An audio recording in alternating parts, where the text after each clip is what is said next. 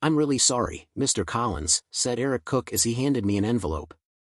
Inside was a report detailing my wife's dealings with her former boss, Adam Hawkins, along with photos and a DVD. I glanced at the pictures, but I hadn't yet watched the video.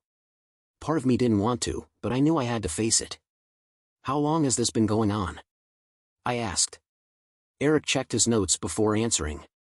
"Based on what we've gathered, it's been happening for at least 10, maybe 12 years. It seems to have started around the time your wife was up for a promotion.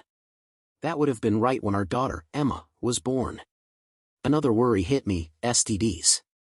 The report showed Adam had been involved with other married women. Even though my wife, Julia, and I had been intimate since her retirement, I started to question what kind of risks I had unknowingly faced. Scanning the report again, I frowned at the note from Eric's assistant, which said Julia appeared unaware of Adam's other affairs. "If it helps," Eric added, "Adam said he never wanted to destroy your marriage, he was only after something physical." "And nothing happened in my house?" I asked, desperate for some sense of control. "No, nothing at your home. I had my team install cameras as a precaution, but there was no activity there." "That's hardly comforting, Eric," I muttered, my distaste for Adam Hawkins only deepening as the pieces came together. "There's more, Mr. Collins," Eric continued. "Adam's sister, Evelyn, was aware of the affair and may have helped cover it up." I sighed deeply. Evelyn had always seemed decent, but now I felt betrayed. "Damn," I whispered. "Have you spoken to a lawyer yet?" Eric asked. "Not yet. I wanted the full truth first," I admitted. "Well, Jennifer Pratt is my go-to for these cases. She's top tier and despises cheaters. I can send her this report and let her know you'll be in touch." "That would help," I said, taking his card. "I'll call her office for an appointment." "Can I give you some advice?" Eric asked. "Sure," I replied. "Let Jennifer handle it. I know it's hard, but don't do anything rash. This isn't some internet drama, this is your real life, and you've got kids to think about." "I get it," I said, appreciating his counsel. After paying Eric, I left his office, feeling like my entire marriage had been a lie. It hurt. He was right, though. I sat in my car for about 15 minutes, crying. Once I pulled myself together, I made an appointment with Jennifer Pratt for the next day. She needed financial documents, so I gathered what I could. On the way home, I bought a pack of cigarettes, a habit I'd kicked back in college, and then stopped by a bar to try and clear my head. "You all right?" the bartender asked as I lit up. "That obvious?" I replied. "Unfortunately, yeah," he said with a small smile. "Let me guess, found out your wife's been cheating?" "For 12 years, I confessed." "I've heard worse," he nodded.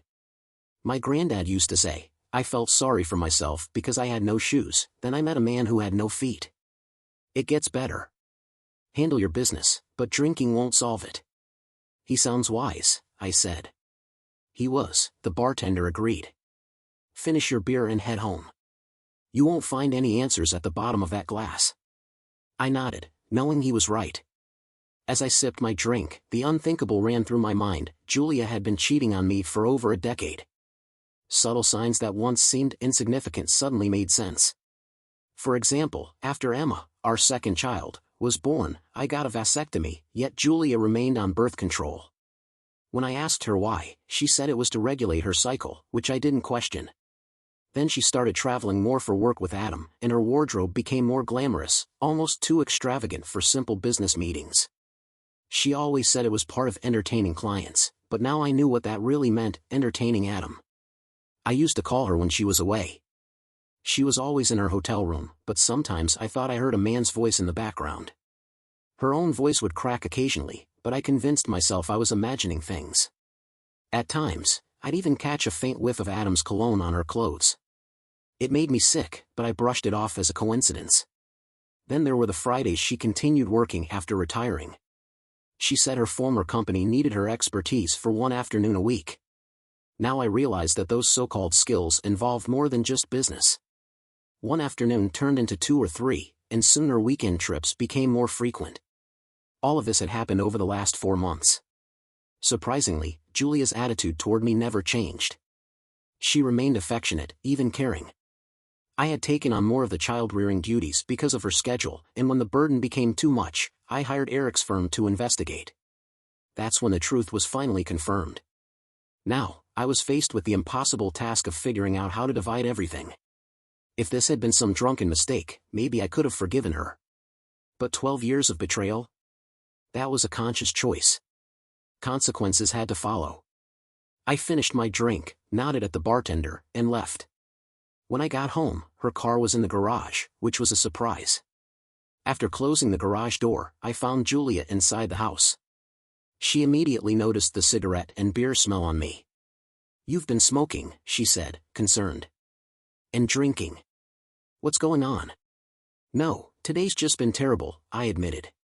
"What happened?" she asked, her voice filled with worry. I couldn't help but wonder if it was genuine. "Something," I said vaguely. "I'll be in my office for the night. I'm not much company." "Can I help?" she offered. "Yeah," I thought, "undo what you've done." But out loud, I simply said, "I don't think so." "Oh, by the way," she added, "I'll be out of town this weekend. Leaving Friday." It was only Tuesday, and she was already planning another trip. "Again? Didn't you just go away?" I asked. "Yeah, but something came up," she explained. "Business, you know." "Sure," I replied sarcastically. "What about Emma's birthday party?" "I'm aware," Julia acknowledged, "but I can't avoid this trip." "Could you explain to her why I won't be there?" "No," I refused. "You missed Eric's birthday last year, not to mention our anniversary. You can explain to our daughter why you'd rather be with Adam than celebrate her birthday here." "James, you're being unreasonable," she said. "No, Julia," I stated firmly.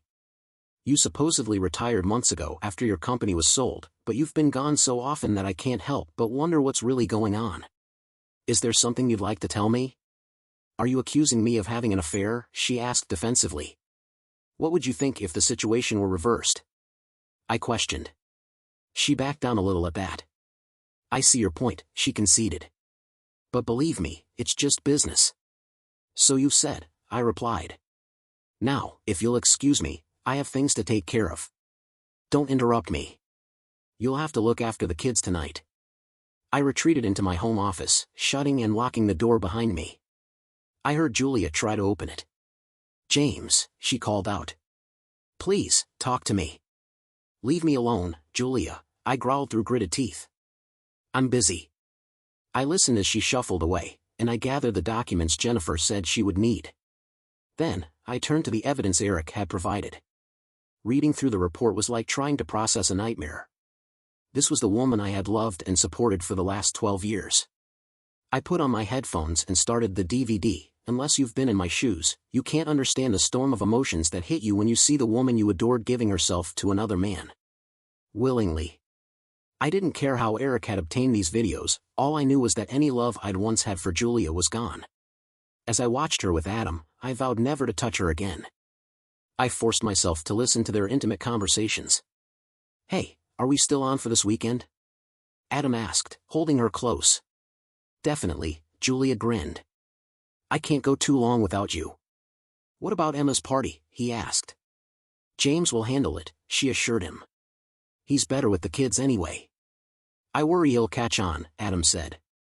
"You're supposed to be retired." "I've told you, I'm not giving us up," she affirmed. "Family's important, but so are we." "I hope you're right," Adam said. "What if he finds out?"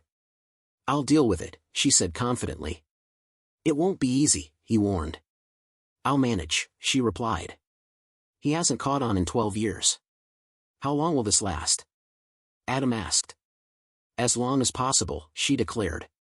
I shut off the video. I had seen and heard enough. Julia tapped on the office door. "What?" I said, my voice low. "The kids are going to bed." "Can you at least say goodnight?" she asked. "Yeah, hold on," I said, shutting down my computer and heading upstairs. Despite the turmoil in my chest, I managed a smile as I tucked Emma in. "Are you okay, Daddy?" she asked, her little face worried. "Yeah, I'm fine. Go to sleep, sweetheart." "I love you," I said. "I love you too," she whispered, kissing my cheek. After leaving her room, I went downstairs to grab a coffee. Julia had kept dinner warm. "I'm not hungry," I said, heading to the patio and lighting a cigarette. Julia followed me outside, trying to kiss me. I turned my head, letting her kiss my cheek instead. "What's wrong?" she asked, concerned. "You haven't smoked since college." "We don't always get what we want," I said. "What do you mean?" she asked. I shook my head. "It's too late," I muttered. "Too late for what?" she pressed. "You're smart," I said, "figure it out. Just leave me alone." "Maybe I can help," she offered. "Sorry for being abrupt," I said, softening my tone. "Work's getting to me. Maybe in a couple of days." I hated lying, but lying to a liar didn't seem so bad. "Okay," she said softly, her eyes filling with tears. She went inside, and I finished 2 more cigarettes before following her in. After a shower to get rid of the smoke smell, I put on pajamas I rarely used and got into bed. Julia reached out to me, but I pushed her away, a first in our marriage. "James," she started, her voice breaking. I turned away. "Good night, Julia," I muttered. She cried softly, but I didn't care.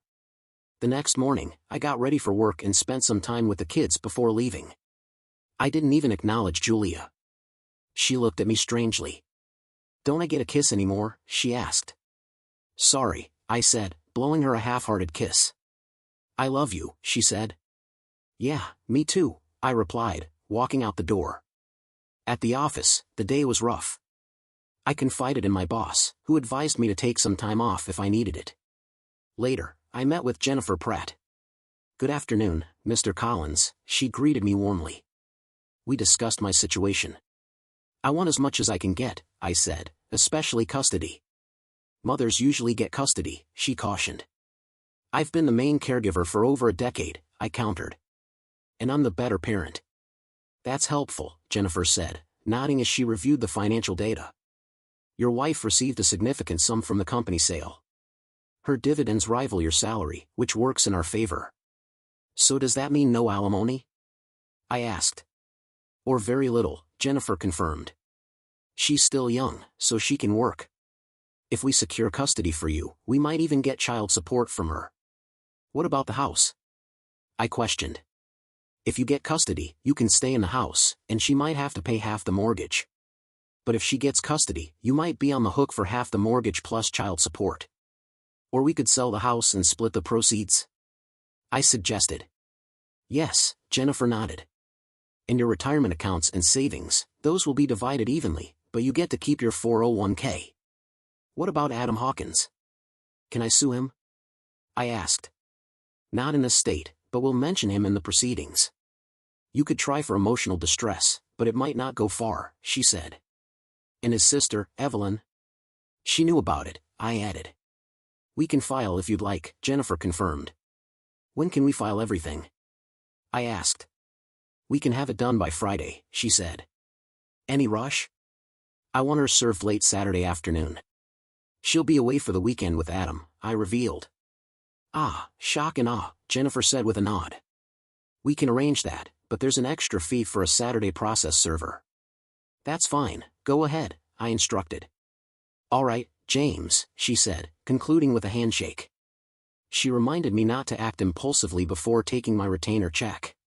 Leaving her office, I felt a renewed sense of control. When I arrived home, Julia's car was already in the garage, which was odd for a Wednesday since she usually stayed late at the office. The smell of pot roast filled the air as I walked inside. "Hey there," Julia greeted from the kitchen. "You're home early. Everything okay?" "Yeah," I replied, trying to keep my voice steady. "I hope today's been better than yesterday," she said, a hint of concern in her voice. "A bit. I'm managing," I responded, sitting down at the table. "That's good. I made pot roast for dinner," she offered. "Care for some?" "I'll have a plate," I agreed. "It smells great." "Did you go to the office today?" I asked. "Yeah, just for a few hours," she said, putting the roast on the table. "I'm getting everything ready for the weekend." "Did you talk to Emma?" I questioned, watching her closely. "Yeah, she's not thrilled, but she'll come around," Julia assured, trying to sound nonchalant. "Where are the kids?" I asked. "In their rooms doing homework," she replied. "You're still going on this trip with Adam?" I probed. Yes, but it's strictly business, she insisted, as if repeating it would make it true. Just business, huh? I said, my voice dripping with sarcasm. When do you plan to actually retire? I'm already retired. They just need my expertise from time to time, she said, evading the question. Can't say how long they'll need me. Seems like you might as well go back full-time, I remarked. You're practically there with all the hours you're putting in. What do you mean? She asked, puzzled by my tone. I mean, with all the time you spend working, it's like you're on their payroll again, I noted. Why do you say that? She asked, defensively. I'm just making more money now with my retirement, she replied after a moment of silence. After I changed into something more comfortable, I returned to the kitchen and complimented her cooking. Julia had always been an exceptional cook, and I knew I would miss that. After dinner, I spent some time with the kids before retreating to my office. I locked the door behind me. A few minutes later, Julia knocked. Are you planning to stay there tonight? She asked. Yeah, I still have a lot to do, and I'm not feeling well, I replied. I'll sleep on the futon to avoid getting you sick before your trip. All right, take care, James. I love you, she said, her voice soft through the door. Yeah, me too, I muttered, closing the door firmly behind me. I turned to my computer and finished some paperwork, setting a reminder to call Jennifer the next day for confirmation. Thursday passed much like Wednesday. Julia tried to seduce me that night, wearing a sheer nightgown, but knowing about her affair had stripped away any allure her body once held for me. I'm sorry, Julia, but I feel a migraine coming on, I murmured. I'll rest here in the office tonight. A tear slid down her cheek as she turned away, but I stayed indifferent. The next day, she called me around noon to let me know she was leaving. I hope you're feeling better, James, she said. Maybe we can reconnect when I'm back on Monday. Thanks for letting me know, I replied. I love you, James, she insisted. Sure, I responded flatly. Have a safe trip. Goodbye, Julia. After hanging up, I immediately called Jennifer. I'm filing the paperwork now, James, she informed me. It'll be served at 5:30 tomorrow at Adam's house, just as you requested. Evelyn will be served on Monday. Thank you, Jennifer, I said, concluding the call. I locked up my office and prepared for the movers' arrival. I handed them a bag containing Julia's wedding dress alterations, along with a note, my wedding ring, and our torn marriage certificate. The bag was to be delivered to Julia at Adam's house the next day at 5:30 p.m., along with $250 in cash as tips. I'll handle this personally, Mr. Collins, the young man assured me, taking the bag. Thanks, I said, as I reheated leftover pot roast and ate in the living room, watching TV. That night, I slept soundly in the master bedroom. The next day, Julia's parents arrived with the kids. I had been preparing for Emma's birthday party in the backyard, which started around 3 p.m. Julia had ordered a cake, which I picked up earlier that morning and stored in the fridge. You've been busy, remarked Mallory, Julia's mother, as she walked in. I didn't have much of a choice, I replied. I just hope everything goes smoothly. The kids will have fun, don't worry, she reassured me. Did Emma tell you Julia won't be here? I asked. Yes, she did, Mallory confirmed. I can't believe Julia would miss her daughter's birthday. She gave me a curious look. Is everything all right between you two? I ushered the kids upstairs to prepare for the party before addressing Mallory and her husband, Max. No, it's not, I admitted. I hate to break it to you, but I'm divorcing Julia. What? Max exclaimed. Why? She's been having an affair with her boss for 12 years, I revealed. That's where she is now. Oh my God, gasped Mallory. Are you sure? I am, I said, explaining that I had hired an investigator. I offered to show them the report, but Mallory declined. I'd like to see that report, Max interjected. While you're doing that, I'll finish getting things ready for the party, Mallory decided. I thanked her and led Max to my office, handing him the report. He shook his head in disbelief as he read about Julia's involvement with Adam. That idiot, he muttered, handing the report back to me. Sorry, James, it's just hard to accept. I understand, I sympathized. What about Adam? Max asked. I've sued him and Evelyn for emotional distress, I explained. Just a lawsuit? Max scoffed. After everything he's done? I get it, Max, I acknowledged. But I can't risk jail time with 2 kids. True, he conceded. But Adam needs to pay for this. I won't let you get into trouble, I insisted. Don't worry, Max said with a grin. I won't end up in jail. Max was tough, and his plan was his own. What's the plan? I asked. Better you don't know, he replied, clapping my shoulder. Let's just enjoy the party with the kids. Outside, Mallory had set up everything for the birthday celebration. Emma was amazed by the decorations. Thank you, Daddy, she said, hugging me. This is wonderful. I wish Mom were here to see it. I do too, I replied.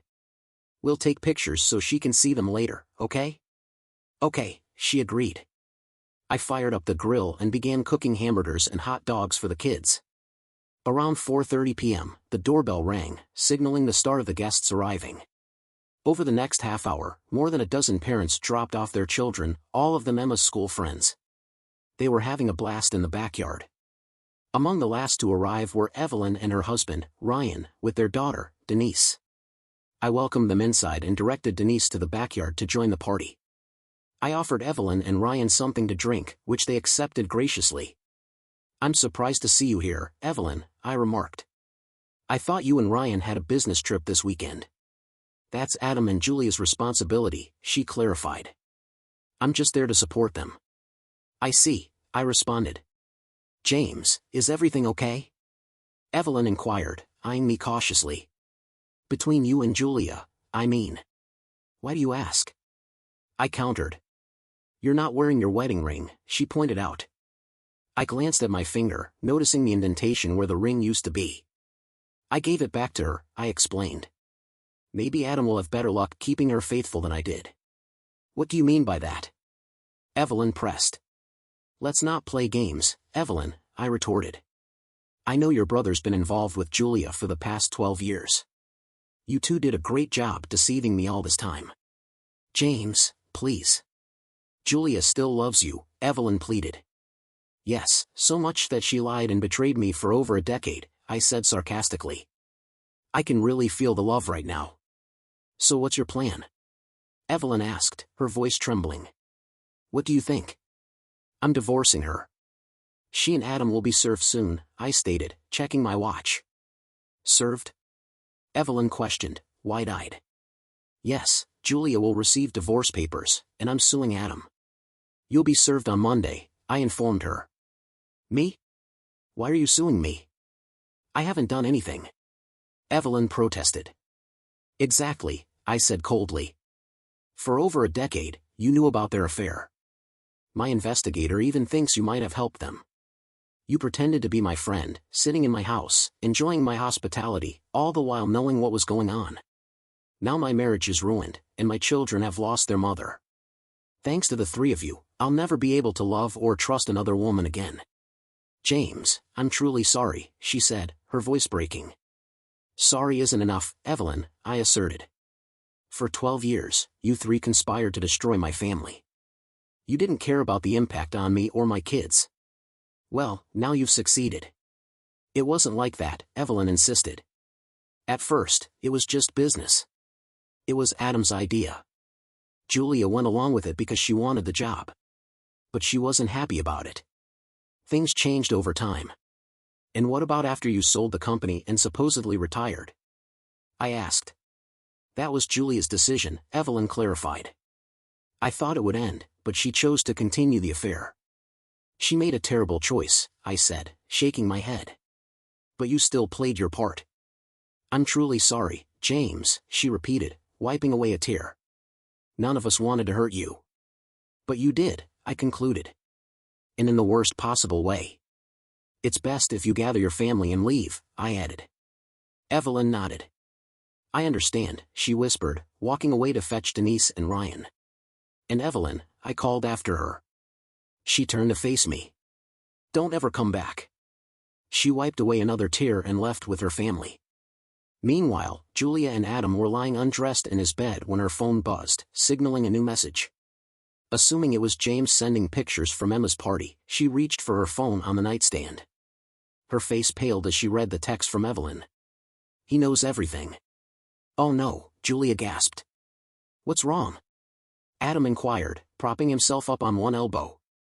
That was Evelyn, she replied, her voice trembling. James knows everything. I should get cleaned up and go home, she muttered, hurriedly throwing on a bathrobe and getting out of bed. Are you sure that's wise? Adam questioned, concerned. Yes, Julia affirmed. She was moving quickly, gathering her things. Just then, the doorbell rang, startling them both. Who could that be? Adam wondered aloud as he threw on some clothes. Julia followed closely behind as he went downstairs to answer the door. Upon opening it, they were greeted by a man dressed in professional attire. Can I help you? Adam asked, trying to maintain a casual tone. Are you Adam Hawkins? The man asked. Yes, Adam replied cautiously.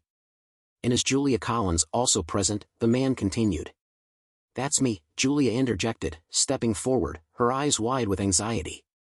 I'll need to see some identification, the man requested. Why? Adam asked, retrieving his wallet from his back pocket. The man silently examined Adam's driver's license before handing him an envelope. You've been served, he declared, handing the documents to Adam. Turning to Julia, he requested her ID as well. With shaky hands, she fumbled for her wallet and handed over her license. After inspecting it, the man handed her a separate envelope. You've been served as well, Mrs. Collins, he added. Julia's face went pale as she held the papers in her hands. The door slowly closed behind the process server as she stared down at the envelope, her mind racing. Additionally, there's a restraining order included with these documents. You are both prohibited from approaching Mr. James Collins, his residence, his workplace, and his children, including their school, within a 500-foot radius. Failure to comply could result in arrest. Good day, the man concluded before walking away, leaving Julia and Adam stunned. Excuse me, is Julia Collins here? Another man, dressed casually, inquired. Yes, that's me, Julia confirmed, her voice barely steady. The man handed her a paper bag with an envelope attached. I was instructed to deliver this to you personally, ma'am. I also have several other boxes in the truck. Where would you like them? He asked. Adam and Julia exchanged bewildered glances before Adam responded, just leave them in the front room for now. Thank you, sir, the man acknowledged before heading back to his truck. A few moments later, several boxes were brought in and stacked neatly in the front room. As the movers worked, Julia opened the envelope. Inside, she found a man's wedding ring, a note, and her marriage license, torn into 4 pieces. Tears streamed down her face as she read the note. Julia. Throughout our marriage, I have only loved and supported you. Imagine my shock upon discovering your affair with Adam Hawkins over the past 12 years. This is how you repay my love? With deceit and infidelity? All this time, you claimed it was just business, but I now know it was much more than that. I hope it was worth it. I urge you to seek legal counsel promptly. Our finances have been divided per the divorce papers, and I have changed the locks on our doors. As I have been the primary caregiver for our children since your involvement with Adam began, I am seeking full custody. However, I am open to visitation arrangements. Please have your attorney contact mine to coordinate. Furthermore, since Adam has offered you shelter, I have sent your belongings to his residence. If there are any items you wish to retrieve from our home, please have your attorney arrange it with mine. I have no desire for further contact with you. Please refrain from reaching out to our children or me, or I will enforce the restraining order. I implore you not to contest the divorce terms. I do not wish to escalate matters for the sake of our children, but I will if necessary. I possess photographic evidence, videos, and a comprehensive investigative report documenting your activities. I have not yet disclosed the reason for our divorce to the children, but I will when the time is appropriate. Your parents are aware of the situation, though they have not seen the evidence. Please, do what is right for once and bring an end to this charade of a marriage. As of now, Julia, you are dead to me. Goodbye, James. Overcome with emotion, Julia opened the paper bag and found the ashes of her wedding gown, the very dress she had worn when she married James. She collapsed to the floor, sobbing uncontrollably. Adam wrapped his arms around her and skimmed through the letter. He's such an idiot, he muttered. I'll give him a piece of my mind. No, Adam, please don't, Julia begged. I don't want you to end up in jail. This is my mess to clean up. What else did you find out?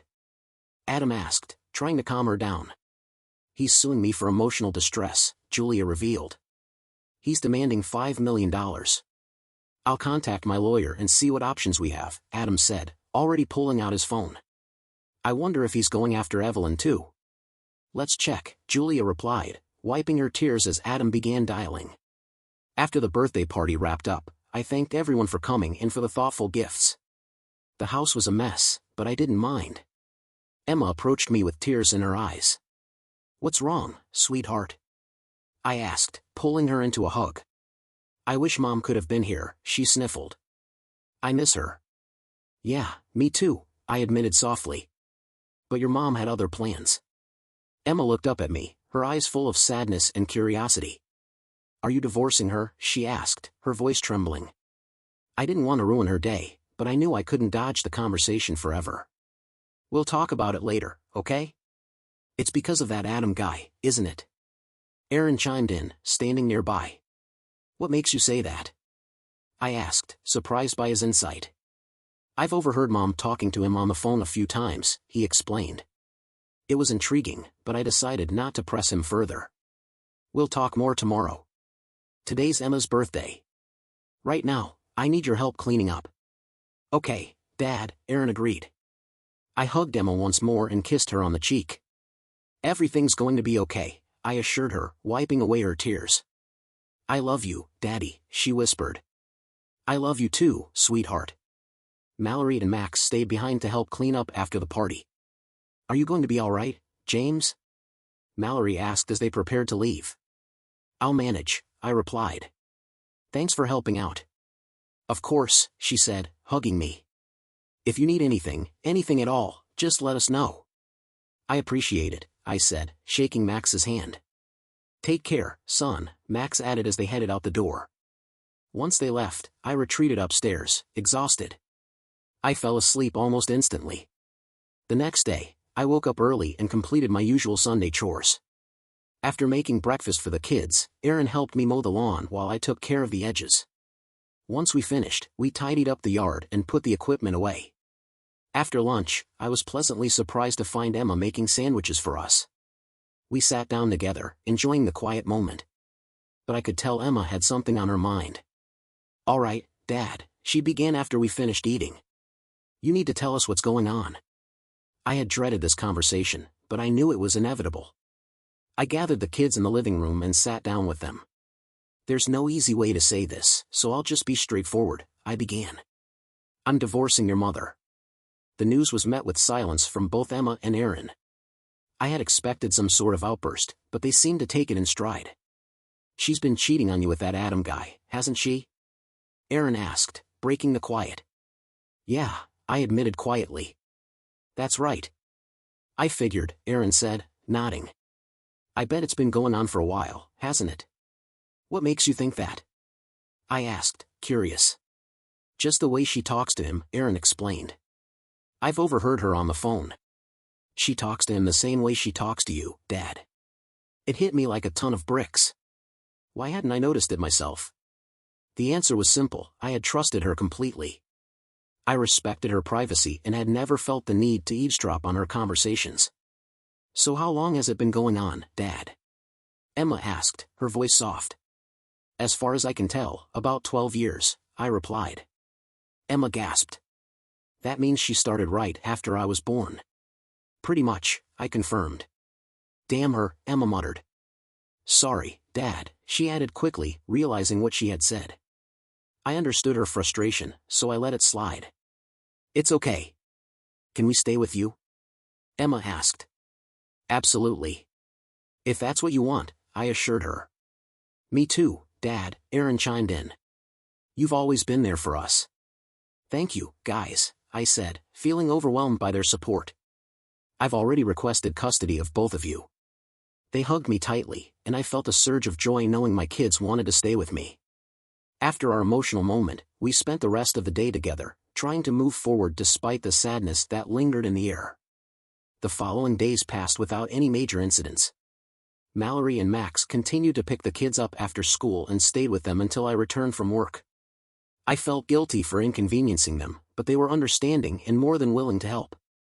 Mallory even made dinner for us, which was a huge relief. On Tuesday, I got a call from Jennifer. Julia has consulted with her own lawyer and wants to visit the children, she informed me. I hesitated. I'm not comfortable having her at the house. What if she tries to take off with them? We could temporarily suspend the restraining order for a designated period, Jennifer suggested. Maybe from 9 p.m. Friday to 9 a.m. Sunday. I know it's difficult, but appearing reasonable is crucial in court. I understand. What if she visits the kids at her parents' house on Saturday? I suggested. I can drop them off there on Friday after school and pick them up either Saturday night or Sunday. I'll propose that and see how her lawyer responds, Jennifer agreed. But under no circumstances should Adam or Evelyn be present. Agreed. There's also a chance the kids might not want to see her. They're not exactly happy with her right now. I'll make that clear as well, Jennifer said. Is there anything else? Yes. Her lawyer wants access to the full PI report. I've compiled a copy and sent it over, Jennifer informed me. She should receive it by Thursday at the latest. So Julia's retained legal counsel, I confirmed. Yes, she hired Beth Sawyer on Monday, Jennifer said.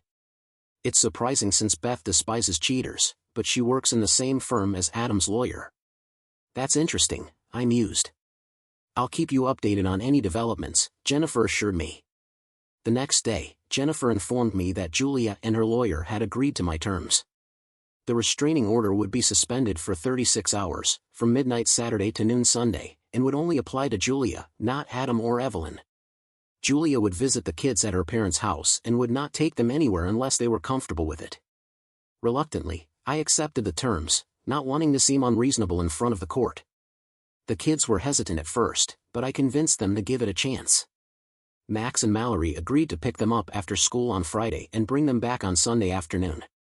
On Friday morning, I made sure the kids had everything they needed for the weekend. After hugging and kissing them, I dropped them off at school, reminding them to contact me if Adam, Evelyn, or their mother tried to approach them. Only after I saw them safely inside did I head to work. That evening, around 5:30, Max picked me up, and we headed to Riverbend Tavern, a local sports bar downtown. We caught up over burgers and beers while watching a wrestling match on the screens. Julia showed up around 9 this morning, Max informed me between bites. It was tense at first, but things eased up eventually. The kids aren't thrilled with her, and they made it pretty clear. That's not surprising, I replied. She even came clean about the affair, Max added. That's unexpected, I remarked, raising an eyebrow. She claims she still loves you, Max continued. Seems like she might be aiming for reconciliation. Not a chance, I said firmly. After 12 years of deception, it's impossible to see past that. I get it, Max nodded. Did you really burn her wedding dress? That gown cost me over $2,000 when you two got married. It felt appropriate at the time, I admitted with a small shrug. She mentioned her lawyer thoroughly reviewed the PI report and gave her a stern talking to, Max said, taking a sip of his beer. I think she's starting to see your perspective. Suddenly, there was a commotion behind me. Before I could react, something hard struck my head, and I saw stars as I fell. I barely dodged a second blow aimed at me. I'm going to end you, you idiot. Adam's voice rang out. Seeing him looming over me, I reacted instinctively, recalling some self-defense lessons from my father. I landed a swift kick to Adam's groin as he advanced, sending him crumpling to the floor. Seizing the opportunity, I punched him in the face repeatedly. It wasn't a calculated attack, there was no finesse. It was raw fury, driven by the desire to hurt the man who had destroyed my marriage and family. Unaware that Adam had already lost consciousness, I continued to hit him until two pairs of hands pulled me away. The next thing I knew, I was in a hospital bed, being examined by a doctor. My right hand was bandaged, and my left arm was in a cast. A headache pounded behind my eyes. He'll be fine, the doctor assured Max, who stood nearby. He'll have a headache for a while, but there's no sign of a concussion. We'll give him some pain meds and let him rest before discharge. Thank you, doctor, Max replied. Then he turned to me. You'll pull through, although you're hurting. Adam came out worse, he lost a testicle, some teeth, and nearly lost an eye. Apparently, you landed a solid punch to his jaw. That was him? I croaked, still dazed. Yeah. You've been here since last night. It's now 8:30 on Sunday morning, Max informed me. Oh, and there are a couple of officers outside who want to speak with you. Are you up for that? I might as well get it over with, I replied, wincing. Max signaled to the officers, who entered the room. I'm Sergeant Ruiz, and this is Officer Graham, one introduced himself. We responded to the altercation at the Riverbend Tavern last night. How are you feeling? Like I've been hit upside the head, I said. Sergeant Ruiz smiled briefly. What happened last night? He asked. I don't have much to say, I replied. I was having a burger and beer with my father-in-law here, and then suddenly I got hit in the head. The guy threatened my life, so I defended myself. Ruiz nodded. That matches what the witnesses reported. The surveillance footage supports your account as well. Do you know the assailant? Yes, Sergeant. His name is Adam Hawkins. I have a lawsuit against him, and he's part of my divorce proceedings. Divorce, the sergeant echoed, writing down notes. Yes, I confirmed. Got it, he jotted it down. I assume you want to press charges? Yes, absolutely, I asserted. There's also a restraining order against him. Understood, he acknowledged. We'll look into that and handle it from here, Mr. Collins. You may be approached for further questioning, so please refrain from leaving town for a while. No problem, Sergeant, I assured him. Ruiz smiled slightly before he and Officer Graham left the room. After they departed, Mallory, Julia, and the kids entered. Why is she here? I asked, eyeing Julia. My restraining order doesn't take effect until noon, she explained quietly. I assumed you'd be with your boyfriend, I remarked, not hiding my bitterness. She looked down, embarrassed. I wanted to see you first, she admitted. Besides, Evelyn's with him, and he's still recovering. I nodded and turned to the kids. Emma's eyes were watery. Are you going to be okay, Daddy? She asked softly. I'll be fine, sweetheart, I reassured her. I heard you really gave it to Adam last night, Aaron, my son, said with a grin. That's the word on the street, I said, glancing at Max, but it's nothing to brag about, all right? You hear me? Got it, Dad, Aaron replied. Julia spoke up then. Are you going to be okay, James? He'll be fine, Emma quickly interjected. We'll take care of him, won't we, Aaron? Yeah, we got this, my son affirmed. Julia looked at our teenage children before asking, if you don't mind, I'd like to have a private chat with your father for a few minutes. They hesitated before agreeing. Sure, Emma said. But we'll be right outside. She motioned to Aaron, and they left, followed by Max and Mallory. After they were gone, Julia sat down beside me. I can't express how sorry I am about everything, she began. Well, as I told Evelyn last week, sorry doesn't even scratch the surface, I said firmly. You deceived and betrayed me for 12 years, and now you think an apology will make it all better? Was I that inadequate as a husband? All I ever did was love and support you. You were the best husband and father anyone could ask for, she replied sadly. But that wasn't enough, was it? I questioned. It's not like that, she insisted. Really? Because it sure seems that way to me, I countered. You don't understand, she said, her voice faltering. Then help me understand, I urged, leaning forward. At first, it was just a way to secure my job, she confessed. Adam suggested that sleeping with him was a condition for getting the position. That's exploitation, I pointed out, my voice hard. That's illegal. Why didn't you come to me first? We could have taken action. I was desperate for that job, she admitted. I thought sleeping with him was a small price to pay, even if it tore apart our family. So, you made a deal with the devil, I scoffed. And now you're blaming him? No, she said, shaking her head. I'm not blaming anyone but myself. I wanted that job so badly. I thought I could have it all, the job, the family, everything. And you developed feelings for him, didn't you? I pressed. That's why you continued, even after you supposedly retired. How long were you planning to keep this up? She looked down at her hands. I didn't plan for it to last this long. But yes, I developed feelings for him. I assumed your love for me would allow me this indulgence. I tried to make sure it didn't affect our relationship. Are you serious? I asked, incredulous. Every moment you spent with him was taken away from us. You know what opportunity cost is, right? When you chose him, you forfeited us." She nodded, her eyes brimming with tears. "You're right," she whispered. "I failed as a wife and a mother." "Your words, not mine," I said, shrugging. "But if they resonate with you, maybe they're true." Julia flinched but remained silent. "For the record," I continued, "I had DNA tests done. The kids are mine." She looked at me, horrified. "Oh my God. You thought I'd do that to you?" "You lied to me for 12 years, Julia," I reminded her. "You deceived me every day. What did you expect?" Tears flowed freely down her cheeks now. "I guess I deserve that," she murmured. "Adam's been seeing other women too, by the way," I added. "You weren't his only conquest." "I suspected as much, but I wasn't sure," she replied, her voice trembling. "So, what now?" she asked, looking defeated. "Sign the divorce papers," I said simply. "Put an end to the charade of a marriage. Then get your life together, for the kids' sake." "Okay," she whispered, nodding. "I'll sign the papers." "I'm sorry, James, for everything." "You've said that already," I reminded her. "I know," she admitted. "But thank you for letting me spend time with the kids this weekend." "You're welcome," I said quietly. "I know you don't believe me, but I still love you," she insisted. "I wish you could find it in your heart to forgive me and give us another chance." "You're right," I said softly. "I don't believe you. But I appreciate you saying it. I suppose a part of me will always care for you, too. But it's not enough. I need trust in a relationship, and after what you've done, I don't know if I'll ever be able to trust anyone again." She nodded, tears streaming down her face. "I get it," she murmured. "Goodbye, James."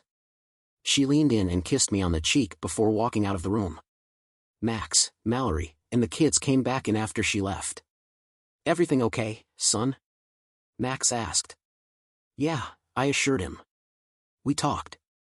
I think she finally realizes the extent of her mistakes." "Does that mean you and Mom are getting back together?" Emma asked, hope glimmering in her eyes. I shook my head. "No, sweetheart," I said gently. "Love alone isn't always enough to make a marriage work. Trust is just as important, and right now, I don't trust her. You'll understand this someday." Later that night, I received a frantic call from Max. "James, it's Julia. Evelyn found her unconscious at Adam's place. She tried to overdose, sleeping pills and alcohol. There was a note on her nightstand that just said, 'I'm sorry.' She's at the hospital now." My heart sank. "Is she going to be okay?" I asked, genuinely concerned despite everything. "She's stable for now. They got to her in time, but she's going to need help. Mental health professionals are evaluating her. After she's discharged, she'll be staying with Mallory and me." "Thank God they found her in time," I said, feeling a strange mix of relief and guilt. Part of me felt regret for the pain she was going through, but another part of me felt a small sense of vindication. Now, maybe she understood a fraction of what I had felt when I learned of her betrayal. "Yeah, thank God," Max echoed. "She's agreed to sign the divorce papers, no contest. Jennifer told me you'll be legally single in about 90 days. "That's good to hear," I said quietly.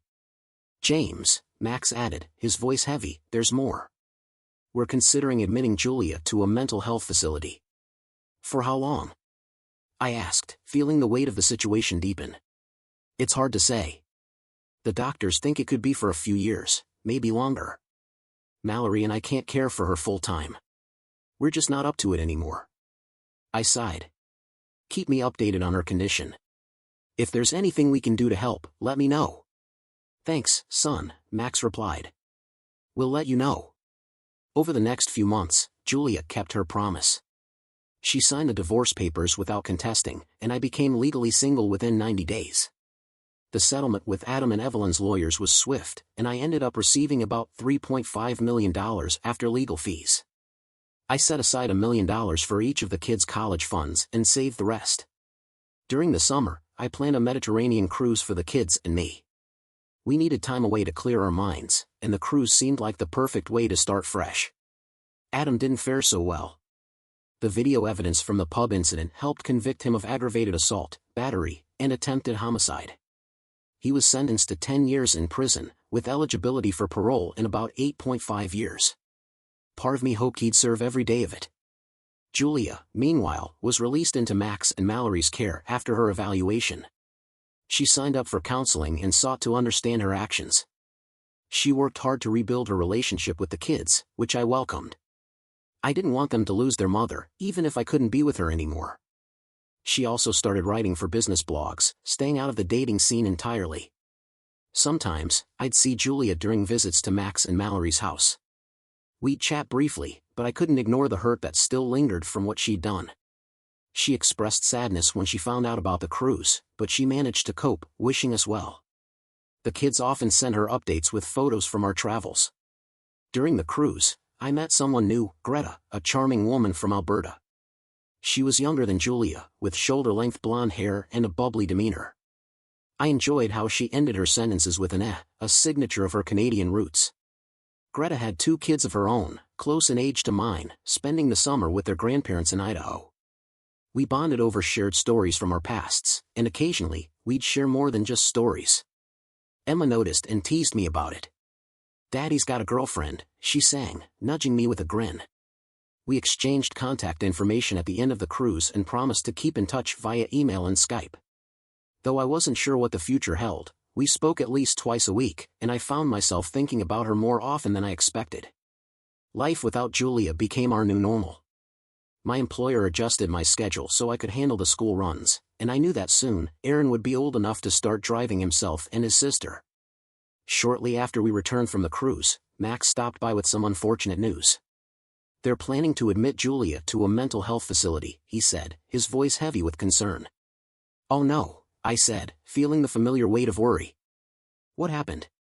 "Emma sent her a picture of you 3 having dinner with that Canadian woman you met on the cruise," Max explained. I don't think Emma meant any harm, but Julia didn't take it well. She had a breakdown, and Mallory and I found her in the bathtub. She'd cut her wrists. I felt a surge of shock and guilt. "Oh my God. Is she all right?" "Yeah, thankfully, she survived. But the doctors say she needs constant care, and we're not able to provide that anymore. That's why they're recommending institutionalizing her." "For how long?" I asked, feeling the gravity of the situation settle in. "It could be a few years, or it could be indefinite," Max admitted. "We just don't know." I nodded, absorbing the information. "Let me know if there's anything we can do to help." "Thanks, James," Max said, patting my shoulder. "I'll keep you updated."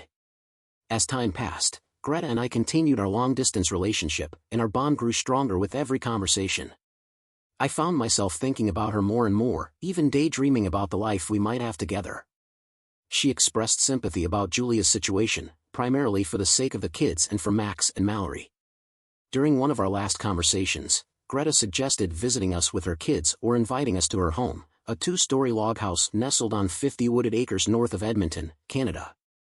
I'd never been that far north before, but the idea intrigued me. Who knows what the future holds? In any case, that's a story for another time.